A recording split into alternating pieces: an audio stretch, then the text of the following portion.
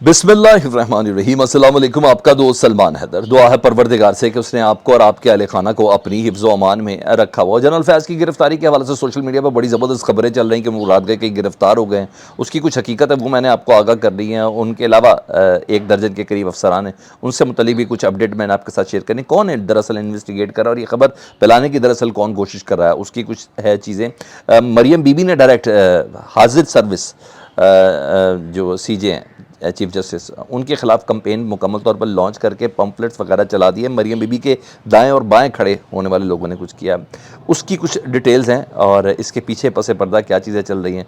जो कल तक सदर आरिफ अलवी के हाथ जोड़ रहे थे, अब जब उनको औकात उनकी याद कराए तो सदर आरिफ अलवी ने भी उसका कोई जवाब दे दिया कि भाई तुम कल तो मेरे से बातें कर रहे थे मुफाहमत के हवाले से, कल तो बातें करते कि इमरान खान साहब के साथ कोई सीन सीधा कर दिया जाए, कल तक तो आप मुझसे बातें कर रहे थे कि शायद मैं कोई मिनी बजट के ऊपर साइन कर दूँ ऑर्डिनेंस की शक्ल के अंदर, आज तो मुझे मेरी औकात याद दिला रहे हो और मुझे मेरे अंजाम की तरफ लेके जा रहे हो। उसकी कुछ अहम तरीन चीज़ है। लेकिन सबसे पहले मैं ज़रा कल मरियम बीबी साहिबा ने इंटरव्यू दिया, जियो को इंटरव्यू दिया और सबसे पहले इंटरव्यू इतना मज़ेदार था तो मैं तो आंखें झपक नहीं भूल गया। आप यकीन जाने मैं आंखें झपक नहीं भूल गया। और जिस तरीके से वो इंटरव्यू कंडक्ट किया गया था, पूरे 45, 46, 47 मिनट में टोटल 5 सवाल थे और हर सवाल प्लांटेड था। 1 मिनट सब्र करें, 1 मिनट वेट करें, 1 मिनट मैं आपको बताती हूँ कि इसके अलावा कोई जवाब नहीं था। सलीम साफ़ी साहब पहली बार बहुत ही कॉम्प्रोमाइज्ड और बड़ी सुबकी भी हालत के अंदर नज़र आए। मुझे दुख इस चीज़ का है कि उनके जो क्रेडिट में ना बहुत बड़े बड़े इंटरव्यूज़ हैं, बहुत बड़े बड़े इंटरव्यूज़ हैं और इस पूरे इंटरव्यू के अंदर पता चल रहा था कि इंटरव्यू प्लांट था। बाकी भी लीडर्स करते हैं प्लांटेड, इमरान खान साहब भी प्लांटेड करते होंगे कि भाई ऐसे हो कि कोई इतनी नेगेटिविटी ना फैले, ये सब चीज़ें ना हो, ऐसा होता है।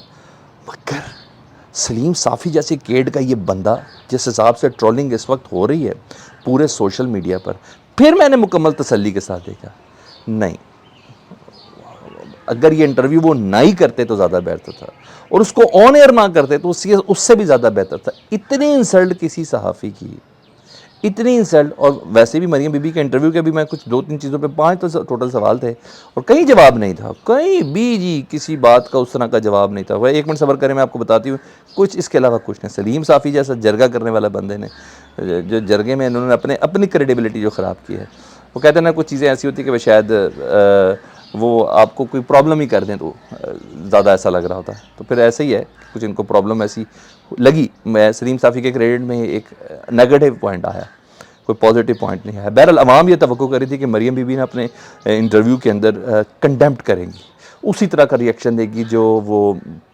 मिफ्ता इस्माइल साहब की वजारत ख़जाना के दौरान रिएक्शन देती थी। वो कहती थी कि मेरा हुकूमत से कोई ताल्लुक़ नहीं, वो कहती थी हुकूमत के इन फैसलों से मेरा कोई ताल्लुक़ नहीं, इस पेट्रोल के महंगे होने से मेरा कोई ताल्लुक़ नहीं, बिजली के महंगे होने से मेरा कोई ताल्लुक़ नहीं, महंगाई से मेरा कोई ताल्लुक़ नहीं। यही था, हाँ पेट्रोल महंगा हो तो मैं मियाँ साहब फ़ौरन मीटिंग से उठ के चले गए।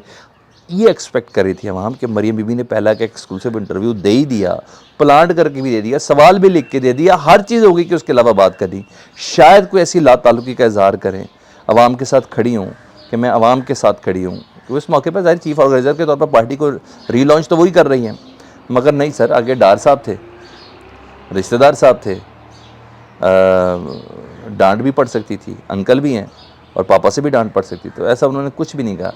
डटाई देखें जी उस इंटरव्यू में, वो कीमतें बढ़ाने पर, IMF की इस डील के ऊपर, कीमतें, पेट्रोल की कीमतें बढ़ाने पर वो कह रही हैं इसहाक डार साहब को तो शाबाश मिलनी चाहिए।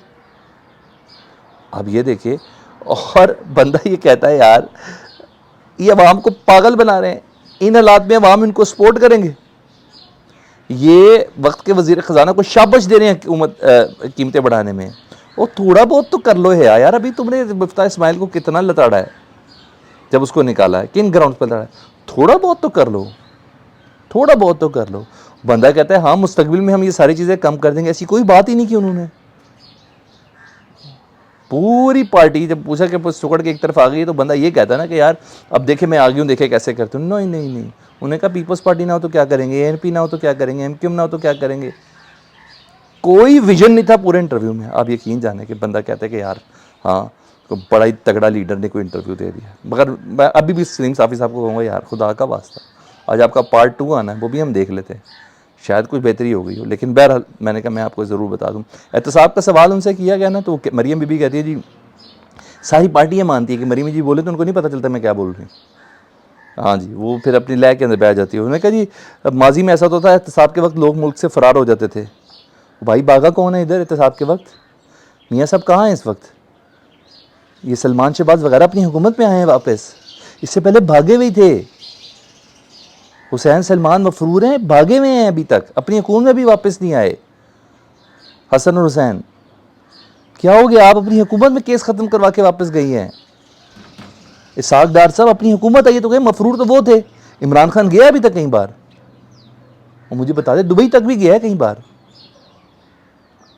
जो मुंह में आए आप कही जा रहे हैं, जो मुंह में आए आप कही जा रही हैं। और इस पर मज़े की बात, अच्छी खासी सोशल मीडिया पर ट्रोलिंग हो रही है सोशल मीडिया में कि भाई आप कब्बा किधर है? आप कह रहे हैं कि माजी में एहतसाब के वक्त लोग मुल्क से बाहर भाग जाते थे। कौन भागा कौन है भाई?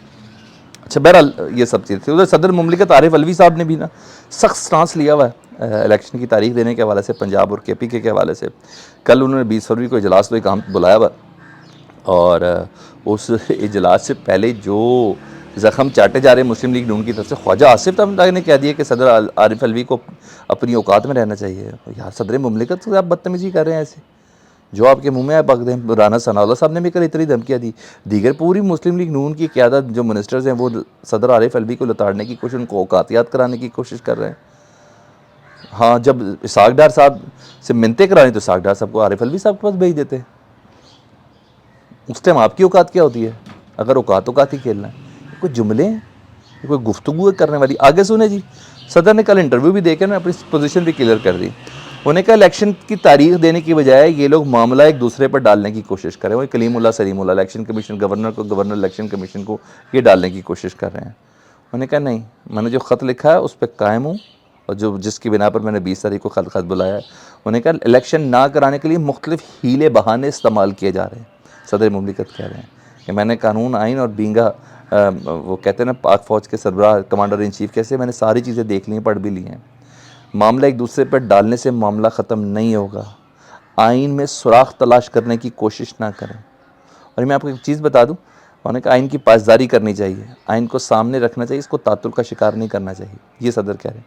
और मैं आपको ये प्रेडिक्ट कर दूं, कल सदर तारीख दे सकते हैं। मैं 90% कह रहा हूँ कल सदर में मुमलिकत उन्हें जो दावत दी है ना इजलास में चीफ इलेक्शन कमिश्नर को, वो आए ना आए इट्स अनदर थिंग, कल वो तारीख दे सकते हैं, वो भी दे सकते हैं। और लाहौर हाई कोर्ट में सदर को हुक्म देने के हवाले से दरख्वास्त दायर है, जो समात के लिए मंजूर हो गई है कि सदर तनख्वाह दे दें अगर गवर्नर तारीख नहीं दे रहे।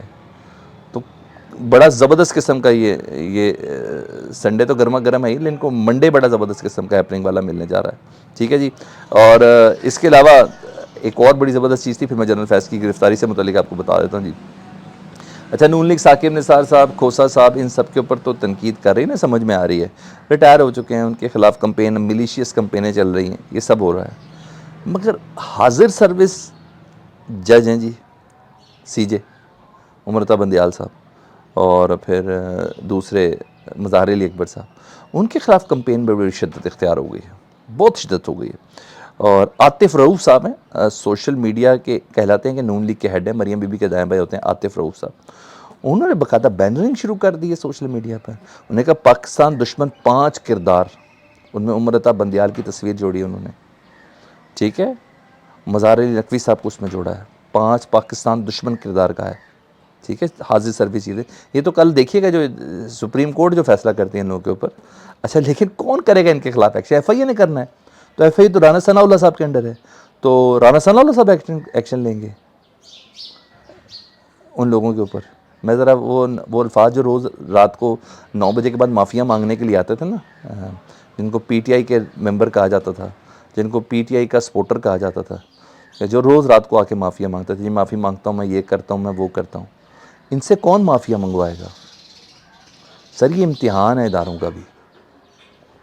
ये आप हाजिर service chief justice of Pakistan को मुल्क दुश्मन कह रहे हैं, और कहने वाला कोई आम राह चलता रागीर नहीं है, मरियम बीबी के दाएं बाएं चलने वाले लोग हैं, ये वो लोग हैं,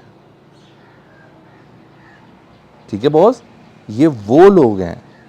उनसे मुतल्लिक ये बात हो रही है, तो कोई तो हो जो नोटिस ले ले। लेकिन बहरहाल नोटिस खैर किसी ने क्या लेना है, और मगर हम आवाज़ तो बुलंद करते रहेंगे। दूसरी जी खबर वो चल रही है कि जी जनरल फैज़ साहब की कोई गिरफ़्तारी हो गई है, उनकी गिरफ़्तारी की अफवाह है, सोशल मीडिया पे बड़ी चल रही है, और बड़े तगड़े तगड़े वेरीफाइड अकाउंट भी करें। नहीं, ऐसा कुछ भी नहीं है, किसी किस्म की कोई गिरफ़्तारी नहीं है, किसी किस्म की कोई गिरफ़्तारी नहीं है।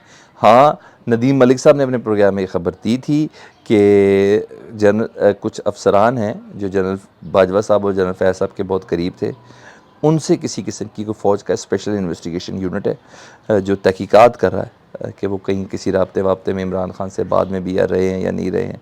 किसी किस्म की कोई गिरफ़्तारी अमल में नहीं आई है।